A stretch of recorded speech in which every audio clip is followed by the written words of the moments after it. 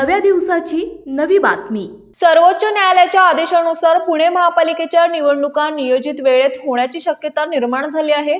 त्यामुळे भाजपमध्ये जाण्याची इच्छा असलेल्या नेत्यांशी भाजपकडून चर्चा वेगात सुरू झाली आहे। मात्र पक्षात प्रवेश देण्याबाबतचा अंतिम निर्णय भाजपची कोर कमिटीच घेणार असून कमिटीकडून ज्यांची नावे निश्चित होतील त्यांनाच प्रवेश दिला जाणार असल्याचे स्थानिक पदाधिकाऱ्यांकडून सांगितले जात आहे। भाजपमध्ये प्रवेशासाठी 21 माजी नगरसेवकांची यादी तयार करण्यात आली असून त्यात काँग्रेस, राष्ट्रवादी काँग्रेस आणि शिवसेनेतील नगरसेवकांचा समावेश असल्याची चर्चा आहे।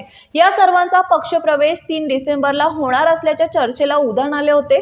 मात्र आता हे प्रवेश 7 डिसेंबर नंतरच होतील असे पक्षाकडून या इच्छुकांना कळवण्यात आले आहे।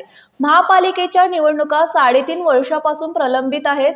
मात्र आता निवडणुकांचा मार्ग मोकळा झाल्याने इच्छुकांचा उत्साह वाढला आहे। बिहारमध्ये भाजपला मिळालेल्या बहुमताचा प्रभाव पुण्यातही दिसत आहे। याशिवाय प्रभाग रचना आणि प्रभागनिहाय मतदार यादीमुळेही भाजपला अनुकूल वातावरण तयार झाले आहे।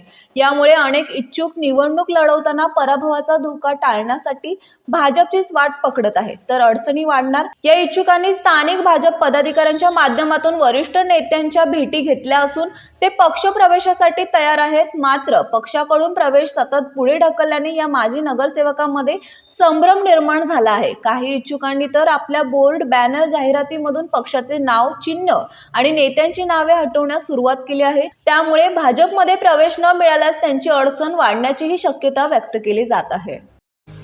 आपल्या परिसरातील महत्त्वाच्या बातम्या पाहण्यासाठी आजच नवप्रभात न्यूज चॅनलला YouTube वर सबस्क्राइब करा आणि बेल आयकॉन प्रेस करा।